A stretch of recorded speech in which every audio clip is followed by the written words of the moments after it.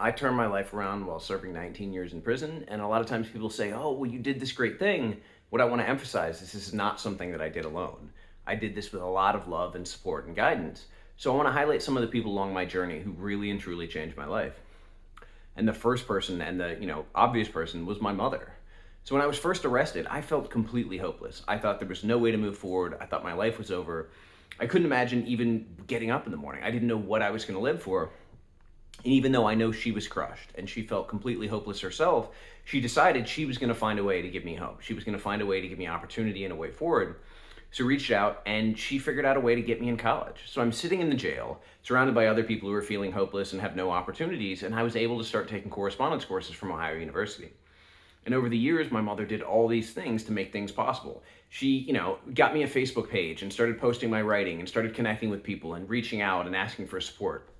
When I wanted to do my clemency petition, I didn't think I had a chance of it being granted. I just did it because I wanted to say, okay, I've done everything in my power, and then the results are out of my control. She reached out and networked and asked people to write letters and asked people to call. Like, she built this community around the idea of my release, and it happened. And it happened largely because of her.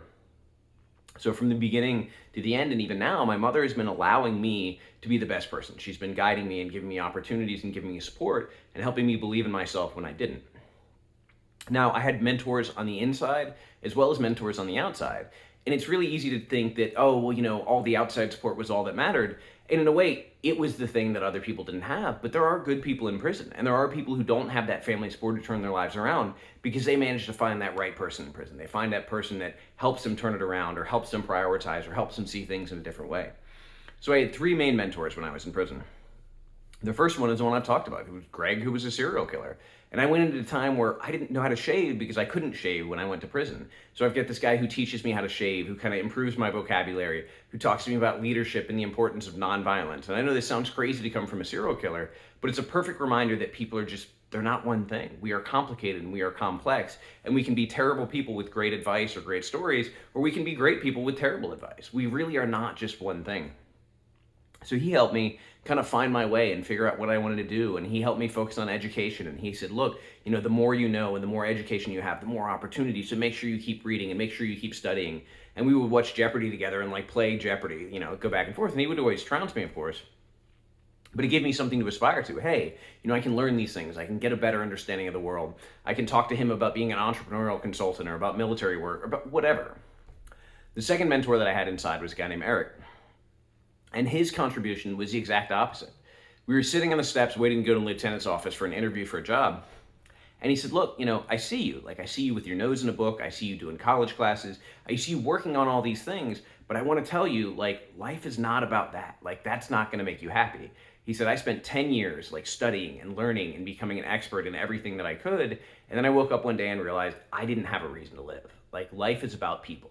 And he said, you're going to realize that one day. And I'm just telling you now, and hopefully you can kind of shortcut that process. You don't have to spend 10 years buried in yourself or buried in your own pursuit or living on your island before you realize that people are what make life worth living. And that changed my world. That changed the way I saw the world because I saw him, and he was very well educated. He had been in prison for a long time. He had a lot of opportunities. And what he prioritized was relationships and interaction and communication. And that was when I realized, okay, I can learn all the academic things in the world. I need to learn how to be a person in relationship with others. I need to learn how to be a friend and a teacher and a student. And Danny, my next mentor, was one who really taught me how to be a student. So Danny was this homeless juggalo kid who, the last person I would have ever expected to teach me anything. So I was getting moved into the cell, and I see this short, skinny kid with covered in really bad tattoos and a lazy eye. And I was like, well, this will be interesting. One of the wisest, most kind of inspirational people that I've met. And again, not just one thing, not a great guy in some ways, had a lot of flaws, but someone who changed the way that I saw the world. And one of the big ways he did that was by reintroducing me to martial arts. So when I was a kid, I loved, Van Damme and Bruce Lee and all these movies. And I got into karate, and it was special to me. It was something I could do, and it felt meaningful, and it felt powerful, and it felt whatever. And then I wrestled in high school, but I hadn't really pursued it. So I had previously been assaulted and got into a fight, and it was this long thing. And I basically said, I want to feel safe. I want to get to the point where I feel comfortable in this environment dealing with whatever can come along. And he said, okay, let's do it. This is what I can teach you. And he'd been practicing Wing Chun since he was a kid. He'd done Southern style Kung Fu. He'd done some wrestling and some grappling. He had a really broad range of martial arts, and he was really good. So he said, this is what we're going to do, and I'm going to teach you. But I realized I wasn't a good student. Like, I had done a little bit of boxing at the prison before. I'd done a little bit of a couple things, but I didn't know how to learn. I didn't know how to subjugate my ego to the process and just say, okay, like, I will listen to what you have to say. I will be here. I will be present. I will absorb. I will not, judge or argue or do any of those things, because sometimes learning how to learn is the hardest thing. And it doesn't matter what we learn. It doesn't matter what the thing is, whether it's martial arts or woodworking or anything. If we can learn how to learn, that in itself is a mastery. That's a skill that can be applied to anything in our lives. So he introduced me to that. And then he introduced me to mindfulness and to meditation and said, okay, well, we should try this. Let's try it for 15 minutes. Let's try it for 20 minutes. Let's try it for half an hour.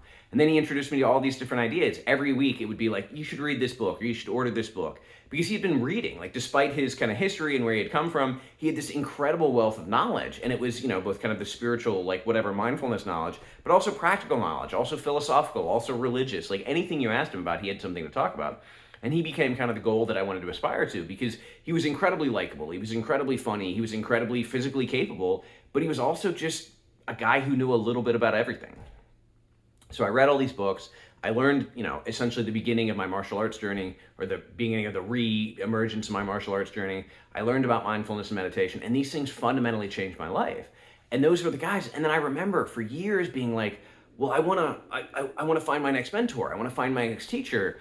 And that was when somebody finally told me, like, look, dude, it's the point, like, you're supposed to start teaching. And that was when I really understood it. And that was when I started tutoring people. And I had tutored somebody for a GED previously, like early on. But again, I didn't know how to teach. I didn't know how to learn, and I didn't know how to teach. And this is where I really started learning, okay, these were the struggles I had when I was learning. These were the struggles I had, like putting down my own ego and my own ideas and my own control and learning from another person. Now, maybe I can help someone not only learn the subject matter, learn Spanish or study for the GED, but also learn how to learn. So this process about me learning and having to go through these difficult things allowed me to then help other people. And I really struggled with that, but it wasn't that I didn't find anybody else. So there were two people that really became instrumental in my life. So my father died back in 2006, and my grandfather, who isn't like my blood grandfather, he was my stepmother's father. He showed up. I remember he came to see me the following weekend, and he said, Jesse, like, you may have lost your father, but as long as I'm alive, you'll have me. And I didn't really know what that meant. Like, it meant a lot in the moment. I was emotional, but I didn't know what that meant. Like, what does that mean? He's going to come see me?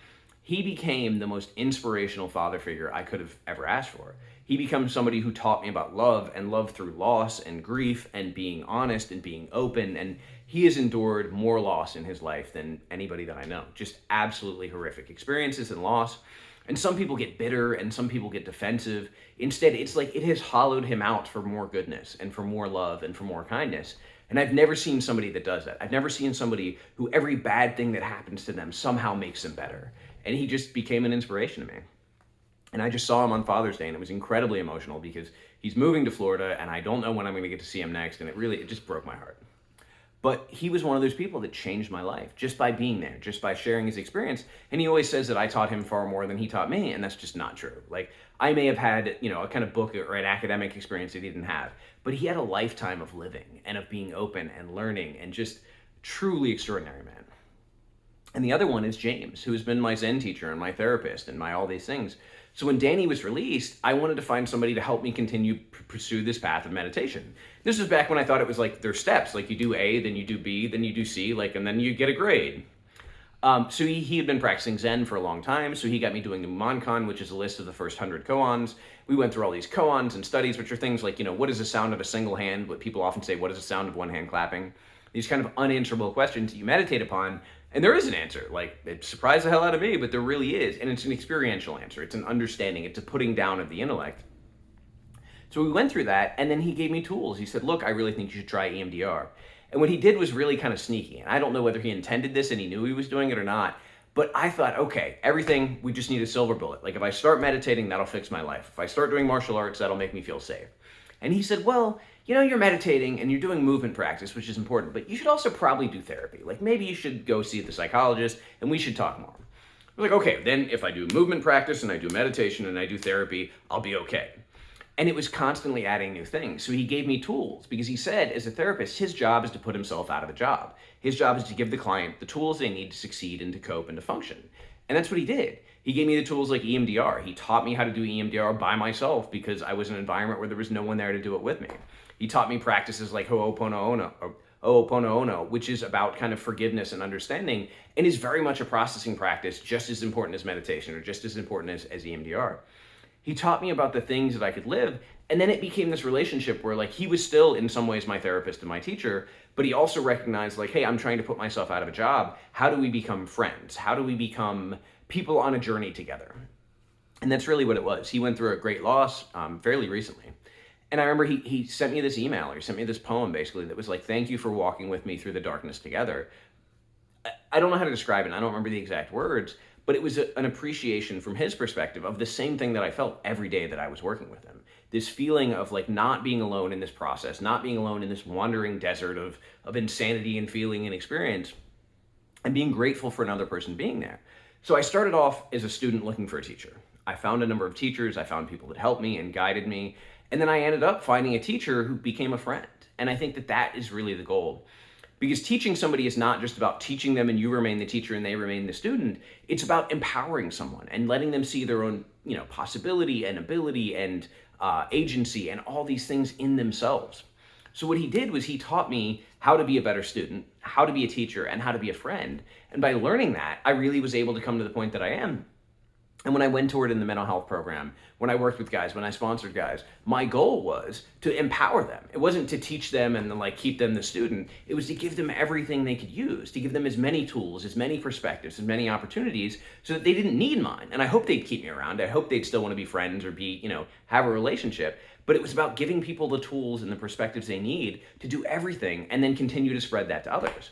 Because what I realized, and this is from my time of like drug insanity and violence and craziness, is that what we do spreads. So if we hurt people, they then hurt other people. It tends to spread. And if we help people and we share love, that tends to spread. So we get to choose the impact we have on the world. And that impact can be, positive or negative. And some people are brave. My father came from a line of people, every man in his family had been beaten, usually pretty horribly, until me. Like my father never laid his hands on me. And that was his accomplishment. I remember him telling me one time, I'm proud that I stopped the cycle. Like I was the one who stopped all of this pain that had been going down generations.